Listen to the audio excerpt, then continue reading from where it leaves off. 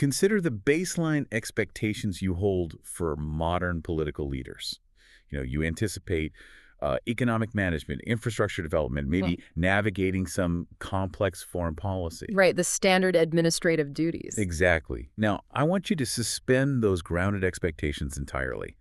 Just picture an address to the nation where the head of state doesn't merely outline a tax policy, but asserts with absolute sincerity that they personally orchestrate the rising of the sun. Yeah, that's a wild thought experiment. Mhm. And the more challenging concept to grasp isn't really the assertion itself, but the reception. Oh, for sure. I mean, imagine a society where the military, the administrative bureaucracy, and the entire agrarian working class all accept that assertion as an immovable law of physics. Right. And if you are trying to wrap your head around how human civilization could operate under those parameters, you really have to step into the world of ancient Egypt. You definitely do. We are looking at a historical landscape that just completely challenges the fundamental ways we categorize leadership. So, welcome to today's deep dive. We are exploring the core mystery of the pharaohs today, utilizing some really fascinating insights from the historical series Land of History, specifically their work titled Why Pharaohs Were Considered Gods. It's such a rich source. It really is. Because for thousands of years, these rulers were not simply viewed as monarchs. They were considered literal, living gods walking among humans. So our mission today is to deconstruct the machinery behind this ancient reality for you. Yeah, we need to figure out the why. Exactly. Was this genuine religious fervor? Was it a calculated mechanism of political control, deeply ingrained cultural tradition, or, maybe a highly sophisticated cocktail of all three? Well, to accurately dissect that synthesis, we have to strip away our modern definitions of both politics and religion. Right, because they weren't separate. Exactly. In the context of ancient Egypt, attempting to separate those two concepts is just a completely futile exercise. They were the exact same mechanism. And the foundation of that mechanism is the geography of the land itself. Okay, let's unpack this, because you cannot understand the psychology of the pharaoh without first understanding the environmental reality they ruled over. No, you really can't. The geography of ancient Egypt operates as the primary catalyst for this entire belief system. We are analyzing a civilization built entirely along one singular defining geographical feature, which is the Nile River. Right. And beyond the banks of that river is just a massive, entirely uninhabitable desert. Yeah, just sand. Exactly. Everything required for the growth of cities, the success of agriculture, basic human survival, it was all tethered exclusively to the Nile's annual inundation. Which was completely out of their control. Completely. That inundation dictated the boundary between life and death. If the floodwaters deposited, the perfect amount of nutrient-rich silt, the society experienced an abundance of food. Yeah. But if the water levels fell short by even a minor margin, the result was widespread famine.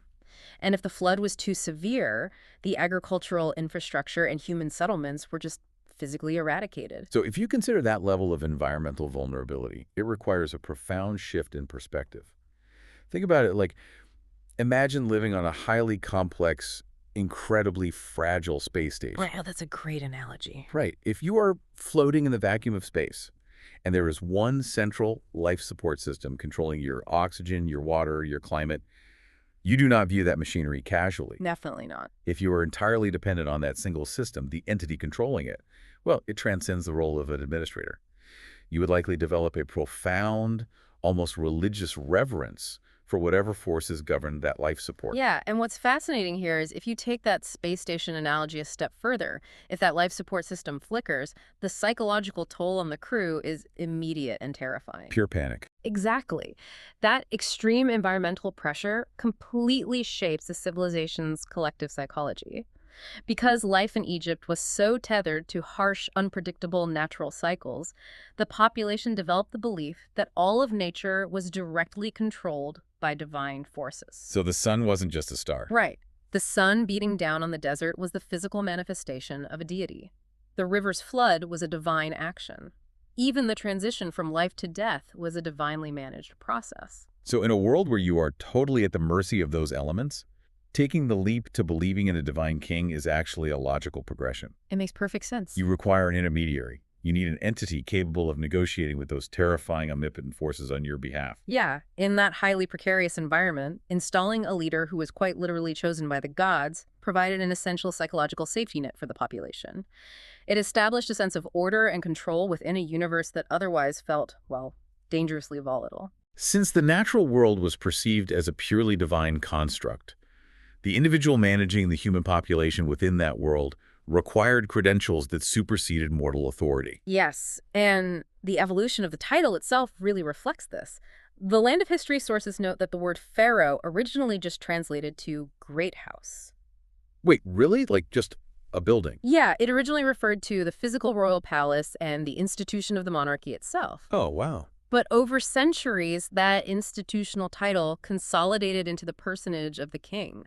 The great house became the individual ruler, Okay, that makes sense. and the scope of their authority expanded to encompass literally every pillar of society. The pharaoh operated as the head of the government, the supreme commander of military forces, the highest religious authority, and the literal physical conduit between the pantheon of gods and the human race. And they justified that immense concentration of power through the concept of a cosmic bloodline, right? Yeah. The historical consensus shows the Egyptians believed the pharaoh possessed literal divine ancestry. They were not merely endorsed by the divine ancestry, they were the genetic offspring of the gods. Specifically, they were recognized as the son of Ra, the creator and the primary sun god, Right. while simultaneously embodying the living Horus, who was the falcon god of kingship. So you have a figure who merges the authority of the sun god, who generated the universe, with the deity who governs the earthly realm. Yes, carrying that divine blood meant the pharaoh was a sacred continuation of cosmic power, actively residing in the physical world. But let's apply some critical friction to this concept, because I think a lot of people listening might be skeptical. If you are an agrarian worker, heavily taxed, engaging in back-breaking labor in the sun, and the ruling class demands your grain harvest under the justification that their grandfather is the sun god. Right, it sounds a bit too convenient. Yeah. At a certain point, human nature dictates a breaking point. Doesn't divine blood just sound like a highly convenient mythology constructed by an elite class to hoard wealth? Why wouldn't the sheer weight of societal inequality spark a revolt against such an obvious mechanism of control? Well, imposing a modern framework of class consciousness onto an ancient agrarian society kind of overlooks the architecture of their legal and moral universe. How so? Disobeying the pharaoh was not categorized as a civil crime, nor was it merely treason against a state. Because the leader carried divine blood directly from the creator of the universe, rebellion was defined as a cosmic sin. Oh. So to challenge the tax collectors, to basically challenge the dawn itself. Exactly. If you rebel against the pharaoh's administration, you are actively rebelling against the sun rising and the river flooding. Which is terrifying. Right. The mythology wasn't just a convenient narrative for wealth hoarding, it was the ultimate technology for social cohesion. It prevented insurrection and maintained absolute unwavering stability across a massive geographic expanse in a way that, frankly, no mortal standing army could ever enforce. That brings us to the operational reality of this system, which centers around a profound conceptual framework called Ma'at. Ah, yes. The sources translate Ma'at as truth, balance, justice, and cosmic order all simultaneously. If we connect this to the bigger picture, Ma'at was really the foundational operating system of the ancient Egyptian universe. The prevailing belief was that the natural default state of the cosmos was dark, churning chaos of void they called Isfet. Oh, right. And without the active, continuous maintenance of Ma'at, the entire physical and spiritual world would simply unravel and collapse back into that void. And the pharaoh's primary objective, like their ultimate societal function, was to maintain that cosmic order. Exactly. Which means that the daily administration of the empire takes on an exhausting psychological weight. I mean, we think of statecraft setting tax policies, drafting legal codes, managing agricultural storage as bureaucratic tasks. Just paperwork. Right. But for the pharaoh, these were divine actions dripping with urgent spiritual importance. It's like being a modern CEO, a Supreme Court justice, and a religious savior all at once, where a bad tax policy might literally cause the universe to unravel. It's an unimaginable burden. The pharaoh was perceived as the linchpin physically holding reality together, and this really reframes how we view their relationship with the populace. Yeah. They were not acting as a high priest, merely representing a distant god to a congregation. They were viewed as the deity on earth, actively sweating it out, keeping the universe from disintegrating day by day. Wow. Every administrative edict signed, every temple ritual performed, it was all a crucial intervention preventing the cosmic flood of chaos from returning. Well, if maintaining Ma'at is a physical, daily effort, you need an immense infrastructure to support that effort. And if every administrative act is inherently a cosmic ritual, the concept of the separation of church and state doesn't just blur, it completely evaporates. It ceases to exist in the societal consciousness. It really does. And the physical manifestation of that merged reality was the temple system. Right. Modern perspectives tend to categorize temples as, quiet sanctuaries isolated from the bustling centers of government or commerce. But in ancient Egypt, the temple complexes were the actual beating heart of state power. They functioned as the central bank, the legislative hub, and the religious epicenter rolled into massive stone complexes. Exactly. The priesthood operating within these temples were not just spiritual advisors conducting hymns, they were the highly educated administrators of the empire. They're real bureaucrats. Yeah, they functioned as astronomers tracking the flood cycles, scribes managing the agricultural yields, and engineers overseeing infrastructure.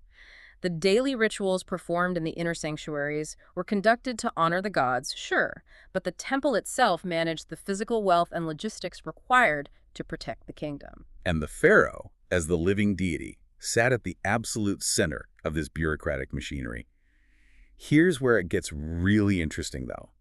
When the government bureaucracy and the religious establishment are the exact same entity, doesn't questioning the government become literally impossible? It absolutely does. You cannot protest a distribution of grain when the official managing the silo is speaking with the voice of the cosmos. Like, you're arguing with the universe. Exactly. Lending religion and politics to that extreme degree created an unmatched system of crowd control.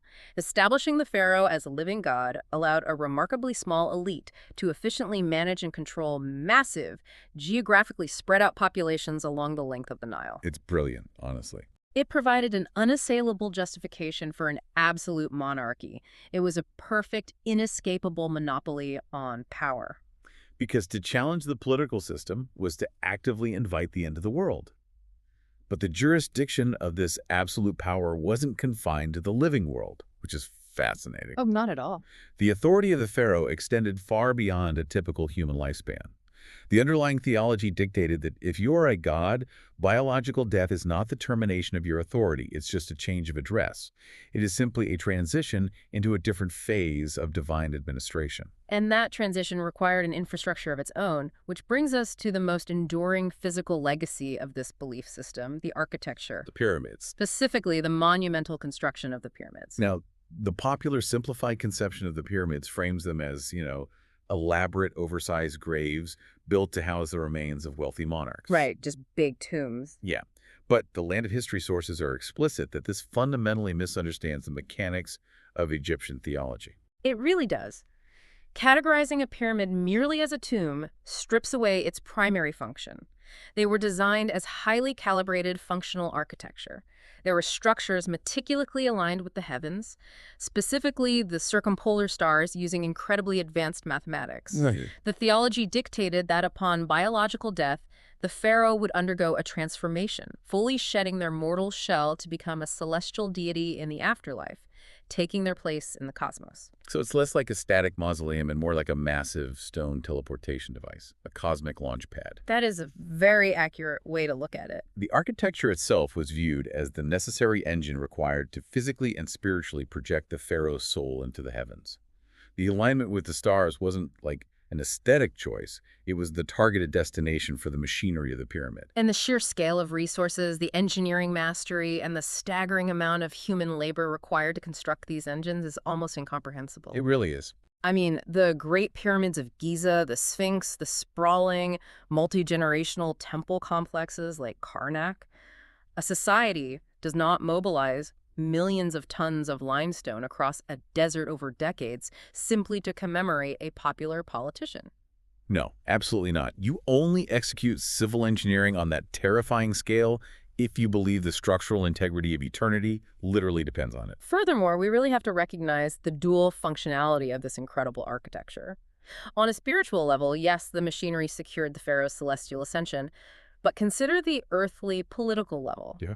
Imagine being an Egyptian farmer working the fields. Everywhere you look on the horizon, you see an artificial man-made mountain of white stone gleaming in the sunlight. It's an imposing sight. It stands as a permanent, towering reminder of the pharaoh's divine authority. It functioned as an eternal billboard of absolute power to anyone who even dared to glance at the skyline. Right. We can trace exactly how the architecture, the administration, and the theology effectively controlled the citizenry, but turned that analytical lens inward, toward the throne itself. Ah, the psychology of the ruler. Exactly. What is the internal psychological state of the individual wearing the crown?